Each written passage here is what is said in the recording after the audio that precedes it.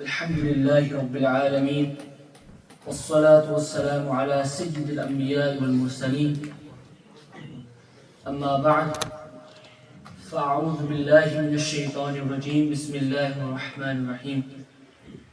Please recite after me. الصلاة والسلام عليك يا رسول الله وعلى آلك وأصحابك يا حبيب الله. الصلاة والسلام عليك يا نبي الله وعلى آلك وأصحابك يا نور الله. The Prophet of mankind, the peace of our heart and mind, the most generous and kind, the nur of creation, and undoubtedly the most beautiful of creation, Sallallahu Ta'ala Alaihi Wasallam has said, he who recites the most durood upon me will be the closest to me on the Day of Judgment. Sallu ala al-Habib. Now just imagine, my dear Islamic brothers, just imagine on that day where everyone, on the Day of Judgment, everyone will be panicking, everyone will be terrified, everyone will be drowning in their own sweat. Just try and comprehend, my dear Islamic brothers. Try and comprehend how much comfort a person will feel. How much comfort would a person feel in his heart just by seeing that the Durood-e-Pak that he has recited in this world is becoming a benefit for him on the Day of Judgment. To the extent where there will be people on the Day of Judgment, they will be going to all the other prophets. They will be going to Sayyidina Adam alayhi salam, they will be going to Sayyidina Nuh alayhi salam, Sayyidina Musa alayhi salam, Sayyidina Ibrahim alayhi salam, Sayyidina Isa alayhi salam. They will be going to all the other prophets and asking them for help on the Day of Judgment. That please ask Allah subhanahu wa ta'ala to start the judgment. Yet all these prophets would say to them, Izhabu ila ghayri. Go, I am not for this. Yet, how lucky would you be? How lucky would you be that because of the Durood-e-Pak that you recited in this world, you will be close to that Prophet on the Day of Judgment. That when people will go and ask for help, he will say, Ana laha. He will say, Ana laha. That I am for this. I am for this. That the Prophet sallallahu ta'ala alayhi wasallam will intercede for us on the Day of Judgment. That day, the Day of Judgment, where everyone will see, the entire creation will witness the status and the shan of my beloved Aka Kareem sallallahu ta'ala alayhi wasallam. They will see that all the other prophets there will say that I am not for this. But when it comes to my beloved Prophet sallallahu ta'ala alayhi wasallam, when it comes to my Nabi, when it comes to my Rasool sallallahu ta'ala alayhi wasallam, he will go into sajda into the court of Allah subhanahu wa ta'ala, and Allah will start the judgment out of love for Aka Kareem sallallahu ta'ala alayhi wasallam. This is why the brother of Allah Hazrat says, कि दिखाई जाएगी महशर में शान महबूबी, दिखाई जाएगी महशर में शान महबूबी, के आप ही की खुशी आपका कहाँ होगा, कहेंगे और नबी इज़हबू इला गैरी, कि मेरे हुजूर के लब पर अना लहा होगा, मेरे हुजूर के लब पर अना लहा होगा. The Aka Kareem on the Day of Judgment, he will be there for us. Now there was once an incident during the Battle of Khandaq. Sayyidina Jabir radiallahu ta'ala an was digging the trenches, and he saw that on the stomach of Aka Kareem sallallahu ta'ala alayhi wasallam, his blessed stomach had stones tied around it. He saw the state of our beloved Aka sallallahu ta'ala alayhi wasallam. Upon seeing this, Sayyidina Jabir radiallahu ta'ala anhu began to feel emotional and asked Rasulullah sallallahu ta'ala alayhi wasallam, Ya Rasulullah, I asked for permission to go home whilst they were preparing for the Battle of Khandaq. Rasulullah sallallahu ta'ala alayhi wasallam gave Sayyidina Jabir radiallahu ta'ala ijazat to go. Now upon arriving home, he said to his wife that I can no longer bear to see my noble Prophet sallallahu ta'ala alayhi wasallam in this state.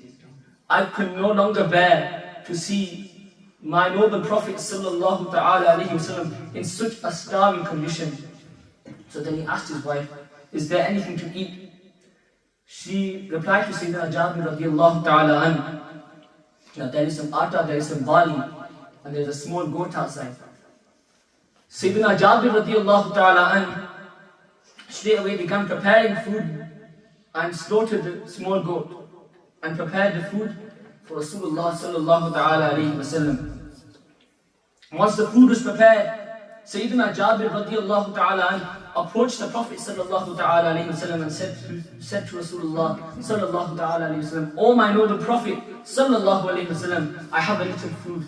Please come along to my house along with a few companions." He sallallahu ta'ala alayhi wa sallam knew that Sayyidina Jabir radiallahu ta'ala anhu only had the ability to prepare a little bit of food. So Rasulullah sallallahu ta'ala alayhi wa sallam asked, how much food is there? Sayyidina Jabir radiallahu ta'ala anhu told them the quantity of the food. And when the Prophet sallallahu ta'ala alayhi wa sallam arrived at the house of Sayyidina Jabir radiallahu ta'ala anhu, my beloved Prophet sallallahu ta'ala alayhi wa sallam placed his blessed saliva mubarak inside the food pot and inside the dough. And through the blessings of the saliva mubarak of Aka Kareem sallallahu ta'ala alayhi wa sallam, Rasulullah sallallahu ta'ala alayhi wa sallam, on the request of Sayyidina Jabir radiallahu ta'ala anhu, he was going to bring a few companions, yet all the companions came to the house of Sayyidina Jabir radiallahu ta'ala anhu, and all of them ate to their full, to the extent that even though they ate to the extent that they were full, the pots of food and the dough, everything was still full through the blessing of May Allah's Kareem sallallahu ta'ala alayhi wa sallam. A food that was prepared just for a few people, that all the Sahaba Ikram present. And now in the riwayat of the hadith, it's presented that it's roughly around 1,000 Sahaba Ikram ate from Rasulullah sallallahu ta'ala alayhi wa sallam's blessed hands. Despite everyone eating to their full, the pots were still full. Now look at the blessings of the Lu'ab Dahan, Saliva Mubarak Mayaka Kareem sallallahu ta'ala alayhi wa sallam. What does this show? This shows that you should love Aqā sallallahu ta'ala alayhi wa sallam. You never know when Aqā sallallahu ta'ala alayhi wa sallam through your love will enter your home. You never know. Keep your heart spark and keep your hearts clean with the durood of Aqā Kareem sallallahu ta'ala alayhi wa sallam. And keep your houses spark and keep your houses clean with the ishq of Rasulullah sallallahu ta'ala alayhi wa sallam.